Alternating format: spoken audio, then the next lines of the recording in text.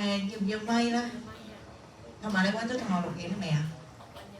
咗啦，OK。你等等再嚟過啦。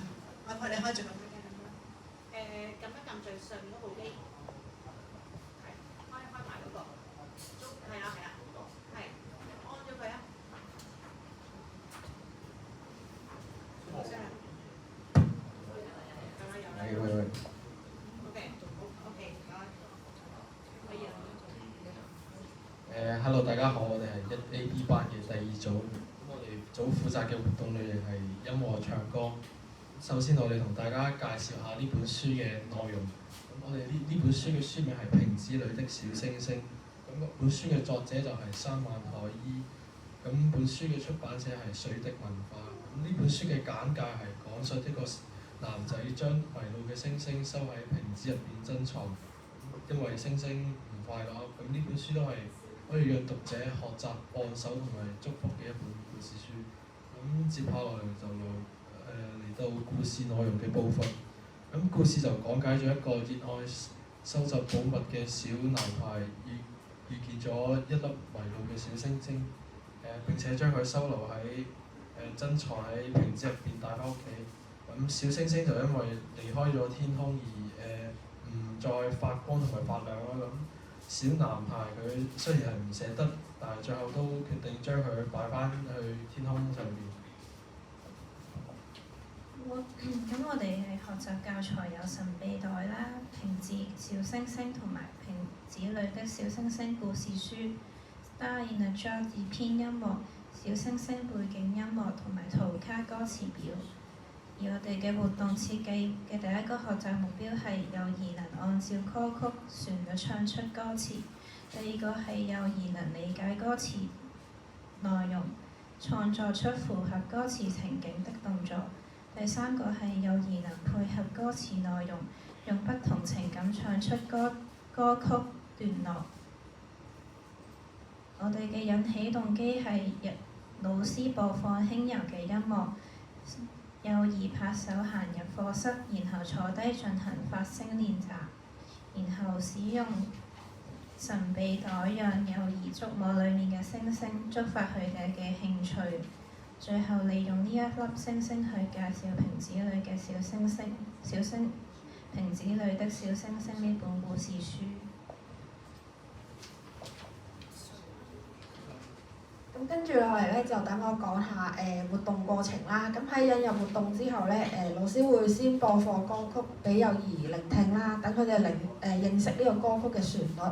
之後咧就會配合圖卡嚟逐步解釋歌詞內容啦。之後老師就會同幼兒一齊哼唱呢個旋律。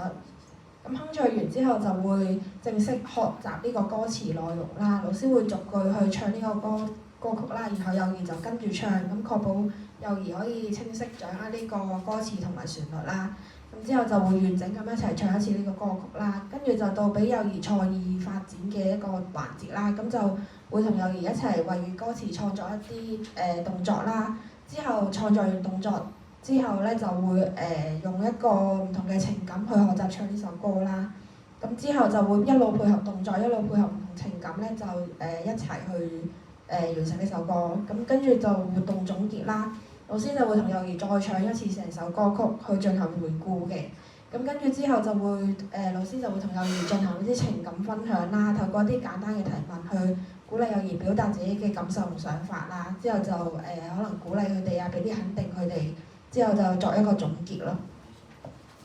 咁我哋嘅教學策略就係會以故事內容同埋情緒音樂嘅概念啦。咁首先就係故事引入啦。咁我哋運用咗《瓶子裡的小星星》呢本故事書作為背景嘅。咁通過調整聲音嘅大細同埋語速快慢，講咗呢本故事書係引導幼兒探索喺音樂上嘅情緒表達。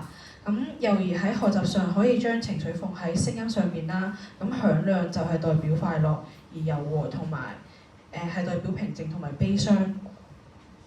咁根據梁文正學者提出嘅創意幼兒音樂欣賞教學，咁可以透過故事嚟輔助教學，音樂同埋故事相結合，可以讓幼兒懂得欣賞同埋用動作、表情、語言等等嚟表達唔同嘅心情。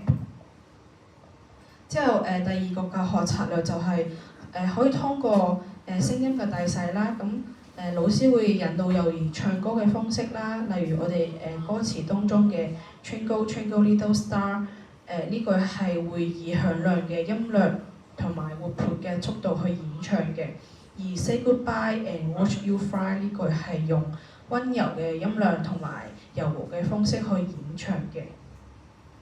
以呢種有組織嘅聲音嘅變化會有明顯嘅對比嘅效果啦。咁有響亮嘅聲音同埋溫柔嘅聲音對比，可以幫助幼兒建立表達嘅控制力。而根據音樂嘅發展螺旋理論指出，有指導聲音嘅探索，例如聲音嘅大細、響亮，可以促進音樂嘅創造性，而這樣可以提升幼兒嘅表達能力。跟住第三個教學策略就係以哆唻咪發嗦嘅音階同呢個幼兒進行呢個早上嘅 Good Morning 音樂嘅問候對唱啦，咁就巧妙混合咗呢個旋律同埋音高兩個核心嘅音樂元素。